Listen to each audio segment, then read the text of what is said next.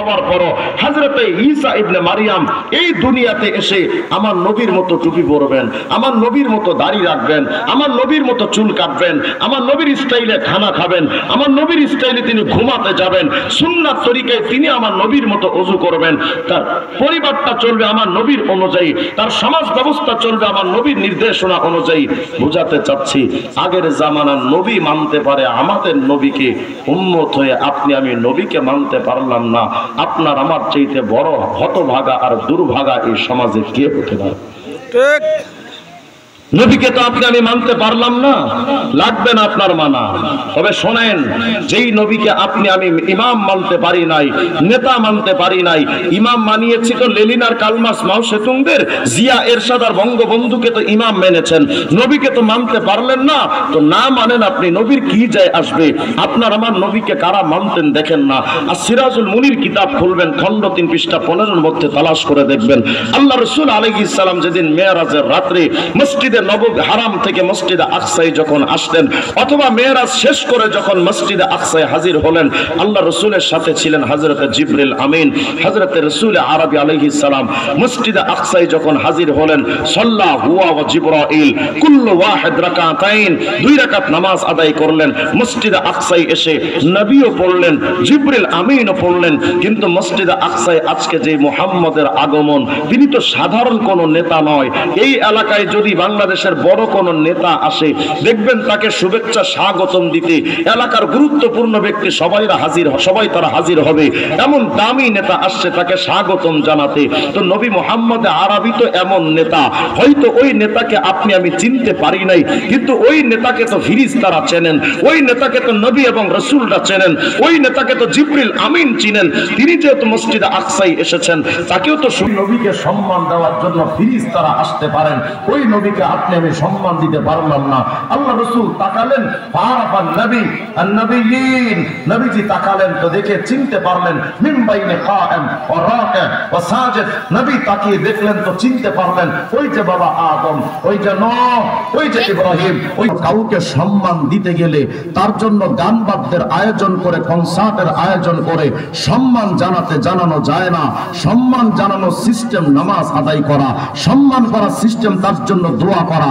16ই December যে বাংলাদেশের স্বাধীনতা দিবস উদযাপন হলো, মুক্তিযোদ্ধাদের জন্য দোয়া করার পরিবর্তে যারা মুক্তিযোদ্ধাদের নামে গান গেয়ে কনসার্ট করে বিদেশি শিল্পীদেরকে ভাড়া করে এনে আমার বাংলাদেশের সম্পত্তি যারা নষ্ট করেছে, তারা মুক্তিযোদ্ধাদের সম্মান করেনি, তাদের কবরে আযাব পাঠানোর ব্যবস্থা করেছে।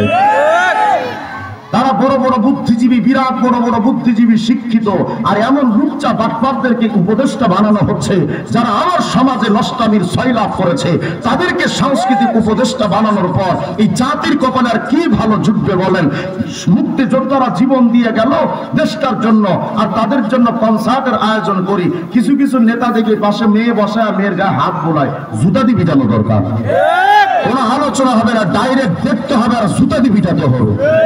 মুক্তিযোদ্ধাদের সম্মান তোর গানের মাধ্যমে কেমনে হয়? গানের আয়োজন তো হলো শয়তানের আবিষ্কার। তাহলে তোরা বুঝাতে চাস তোদের মুক্তিযোদ্ধারা মানুষ ছিল না, শয়তান ছিল?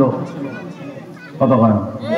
যদি তোমরা তাদের সম্মান দেখাতে চাও, তাহলে তোমাদের উচিত ছিল মসজিদে এসে তাদের জন্য দোয়া করা। আল্লাহ যারা জালেম নয়, এমন হালতে যারা মুসলিম হালতে মৃত্যুবরণ করেছে, সকল শহীদের আত্মার মাগফিরাত কামনা করি। দোয়া করতা, সূরা ফাতিহা পড়তা, সূরা কাউসার পড়তা, সূরা ইখলাস পড়ে তাদের জন্য বারবার দোয়া করে এটা পাঠাইতা, তারা হয়তো কবরে একটু আমলের সওয়াবের ভাগীদার হতো। তা না করে গান বাজনার আয়োজন যারা করবে, সুস্পষ্ট বক্তব্য, অনেক সরকার তো আমাদের বাংলাদেশে আসে, 53টা বছর ইতিহাসে অনেক সরকারের আগমন হয়েছে, আসছে, হয়তো আবার আসবে। সবাই তো আমাদের ধর্মীয় অনুভূতিটাকে ক্রয় করে নিয়ে তারা আমাদের ভোট আর সরকারি নোট ক্রয় করে বড় বড় ভুড়ি বানায়, দেশে বিদেশে গাড়ি বাড়ি বানায়। সবাই আমাদেরকে বুঝাতে চায় বিশিষ্ট আলহাজ, বিশিষ্ট আল্লাহওয়ালা। আজ পর্যন্ত তারা বাংলাদেশে মদের আইন বৈধ করতে পেরেছে, ইসলামের আইন বানাতে পারে নাই। আজ পর্যন্ত বাংলাদেশে তারা পতিতালয় বৈধতার আইন তৈরি করতে পেরেছে, ইসলামের ব্যাপার আইন তৈরি করতে পারে নাই। মদের আইন বৈধ করার আইন করতে পেরেছে, নবীর ইজ্জত হেফাজতের আইন করতে পারে নাই। বুঝা গেল সব শালারা বাটপার। আপনি মানেন আর না মানেন এটাই ঠিক, আপনি মানলেও ঠিক না মানলেও ঠিক। হয়তো আপনি আমার উপরে আক্রমণ করতে পারবেন, হামলা করতে পারেন, মামলা করতে পারেন। শেখ হাসিনা সরকার আমলে 6টা মামলা 2বার গ্রেফতার হয়েছি, এতগুলো পরোয়া করে চলি না। সুস্পষ্ট বক্তব্য হলো, যারা মুসলমানদের ভোট নিয়ে বাংলাদেশে ইসলামী খেলাফতের আইন প্রতিষ্ঠার রাজনীতি করতে পারে না, তারা মুসলমানদের নেতা হতে পারে না। আজ পর্যন্ত নবীর ইজ্জতের উপরে কত কুলাঙ্গার হামলা করেছে। আজ পর্যন্ত দলীয় ভাবে জাতীয় পার্টি কোন আন্দোলন করতে পারেনি, বিএনপি আন্দোলন করতে পারেনি, আওয়ামী লীগ আন্দোলন করতে পারেনি, জাসদ বাসদ সিবিবি এলডিবি আজ পর্যন্ত কেউ বাংলাদেশে নবীর ইজ্জত হেফাজতের ব্যাপারে নবীকে নিয়ে কটূক্তি করলে তারা দলীয় ভাবে নিজেদের ব্যানারে আজ পর্যন্ত একটা মিছিল করতে পারলো না। ওরা এসে আবার বলবে রসুলের নামে একটা ভোট দিয়েন, জুতা দিয়ে পিটানো দরকার।